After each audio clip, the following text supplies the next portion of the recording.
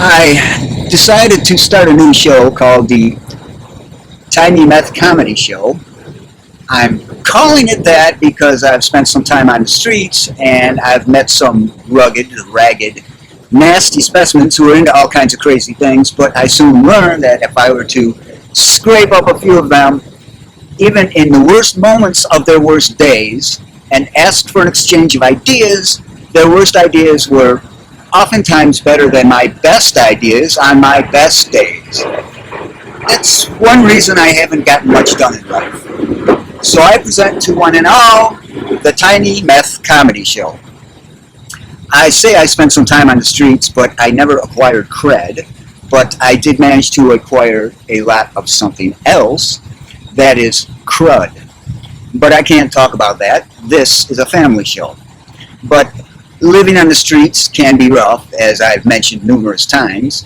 You gotta listen harder if you want to keep up. Don't make that my problem. But I'm sitting in my wheelchair with my 8 fractures, mending quietly with my cheap beer and cheap cigarette in the first place that was easy enough to get to from the health district, and yet looked promising enough to provide a paltry means of cash and wasn't also a food desert. I had to go downhill because I was in a wheelchair with 8 fractures. I should have mentioned that before. So I was in Overtown, Northwest 2nd Avenue to be exact.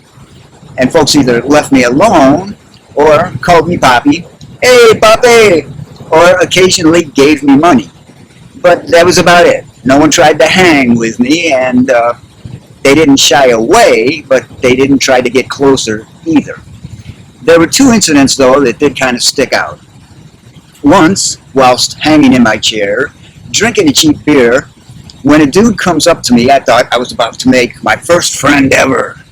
But he comes up and asks, what do you want?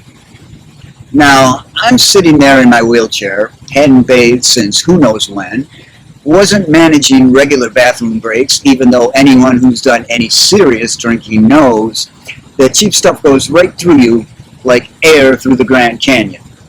Had blood-crusted wounds all over me, pus dripping out of my eyes, snot running down my nose, and looked like God knows what. No, that's not true. Even God wouldn't look at me anymore. Wouldn't even spit in my direction. All this other stuff happening, this other writer had written, and I can't even mention because this is a family show. But I knew what I looked like. And I'm thinking, if I had 10 lifetimes to make a list of what do you want, I'd just be getting started. So that must be what he means. So I pondered what he meant, what do you want? Then it occurred to me, oh, that. Dude, do you see what I look like? Do you think I paid extra to get in this condition? What I really want is a friend. Never saw him again. Another time, guy comes up to me and I look like, I ain't going through that again. I'm plumb tuckered out. Just replay it if you weren't listening hard enough. But I knew what I looked like. But he says, what do you got?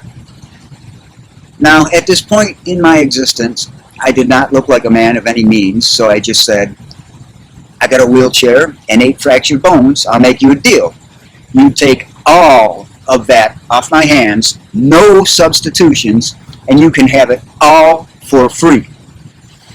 I just never want to see you or that wheelchair again. He gave me a sly, knowing look, and I knew exactly what he was thinking. Yeah, Poppy, we kind of feel the same way about you. Thanks for watching.